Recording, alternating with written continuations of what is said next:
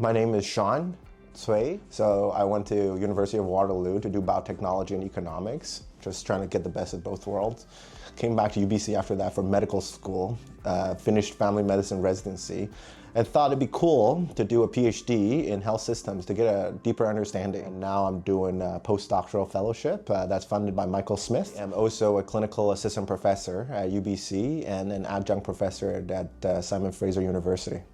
In terms of the research program, I look at a few things. The first thing I look at is provider behavior. How does AI affect the provider behavior? And when I look at that, I look at a few different levels. At a high-level society level, there are regulations, guidelines. We're actually trying to systematically collect that to understand what are the guidelines, what do they emphasize, what's the ethical principles at play here. Then we go to the next level of how do doctors actually perceive AI technologies.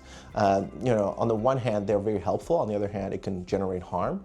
And not just for the patient, but also down the line can actually, potentially affect the job security of physicians as well, right? And then we look at how they're actually using it and how it's actually shaping the nature of their jobs. So that's the provider part. Then with regards to the patient part, we're looking at how patients are using it and what's the impact of it on their health, on their behavior. For example, there's the concern about automation bias where people overtrust AI.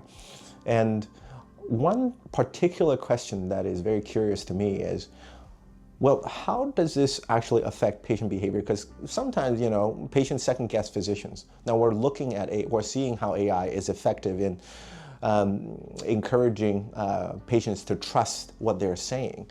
Well, if you amplify that and patients really start trusting large language models, then that might actually drive patients to really start trusting AI's recommendation and not really second guess them and not check the recommendations, which may have downstream health consequences. Then there's the last part of the patient-provider dynamics. And I think that part is going to be really interesting because we've seen what Dr. Google can do in terms of the patient visits. It really starts to drive patients to start questioning providers. And I think we're going to see something similar with AI. And I think the effect is going to be much more magnified. So I'm very curious about how that's going to go. We're really at the start of seeing something revolutionary in terms of AI supporting, augmenting, and down the stream collaborating, and maybe even replacing healthcare providers. We have an opportunity to study it and to actually inform it. So in terms of providers, I think we actually have a chance to actually understand how we should shape the policies, the guidelines, how we should educate the next generation of physicians. What should we emphasize? What should we not emphasize? I think that part is going to be very significant. In terms of the patient side, I think we have to make sure that we roll out relevant guidelines, policies to make sure that the patients are using it safely, wisely. And hopefully we can set up things that is resonating with a societal value and not just allowing certain industries to take this in a specific direction that is, for example, profit-oriented, but not necessarily for health, right?